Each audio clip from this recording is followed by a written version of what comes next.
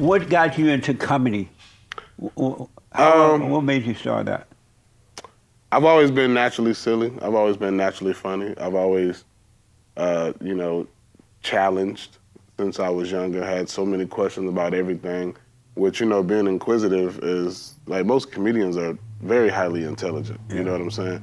And they like to speak logic. They're not really they're emotional beings, but a lot of what they say doesn't come from an emotional state. So I've always been that since I was younger. And then, like, my football career didn't work out in college, so I ended up doing comedy and moving out to LA. Nice. Yeah. Were you funny in high school and stuff like that too? Yeah, I was a class clown in high school, man. I was a class clown. Yeah. And did you imagine at that time you were becoming a comedian, or you just started as a class clown? So I used to do a lot of theatrical productions when I was younger, like at church and at the little community theater that we have. And I always saw myself, like, living in LA, like, like living this Hollywood lifestyle to where, like, I'm doing what I see on TV, shopping where I see on TV. Right. But I never saw myself being a stand-up. I didn't know how I would get there, but I had a vision of that since I was like 8, that I would be out here. I just didn't know how I would get there. And then, one thing leads to another, man. Like, I feel like as long as you stay true and don't let other things cloud your judgment. Like, I don't smoke weed, I don't do drugs. Like, I drink here and there. But as long as you don't let other things cloud your judgment, whatever vision you have, you're gonna get there. You might just not be able to see it yet. That's a very good point. And so you don't smoke pot? Mm-mm. Have you ever smoked pot? Yeah. And what made you stop? It's just not for me. I like being me 100% of the time. Yeah. I have anxiety. It increases my anxiety. And, a lot of people say they like to be creative on that, but I'm more creative when I'm sober. Yeah. That's just me personally. I mean, So when you smoke pot, you develop anxiety, you say? No, I've always had anxiety, but when I smoke weed, it would get worse. It would enhance my anxiety to the point to where all I want to do is be in the house and not even have the TV on, just sitting in the dark. So it was like, this is counterproductive to what I'm trying to do in my life. I laugh because when I was in my 20s, I used to smoke pot too. Mm-hmm.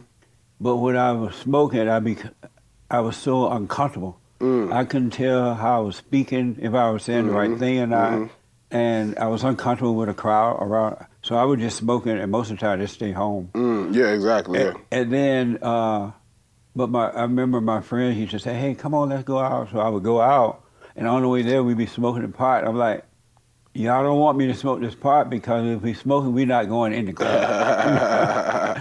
And I remember times when by the time we got to the club, I was so high I couldn't go in. And they would have to take me back home, and they would get mad. How much was it to get in the club back then, like 50 cents? Something like that. That's crazy. You got 2 quarters, man.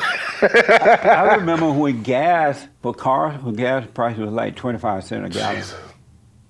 Bro, I'd be a rich man if that was right now. 25 cents a gallon. Can you imagine? Yeah, I'd probably buy about 10,000 gallons.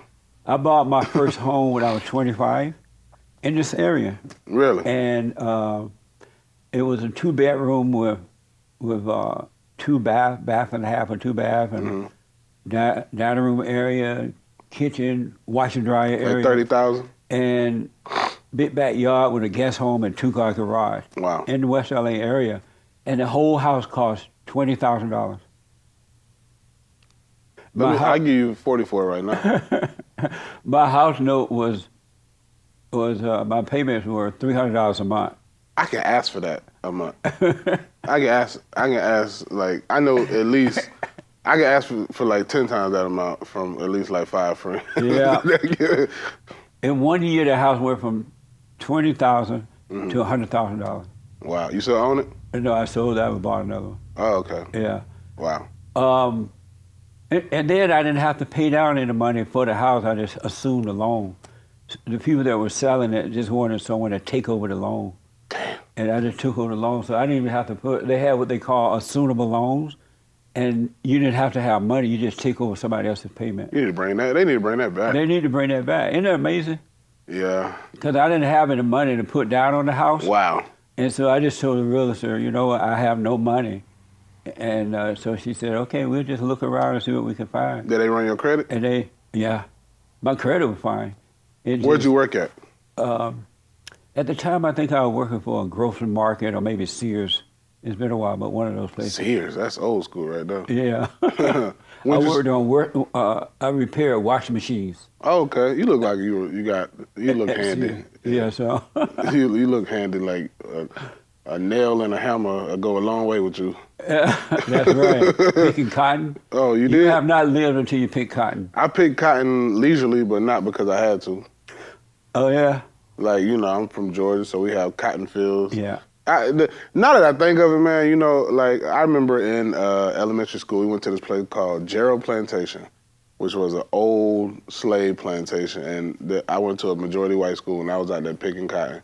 They sold whips. You could buy the whole stick of, the whole tree or plant, whatever it is, with the cotton on it. And I was out there picking cotton. Nice. That was crazy. You have not lived until you pick cotton.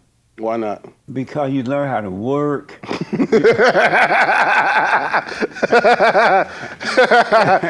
OMG. And you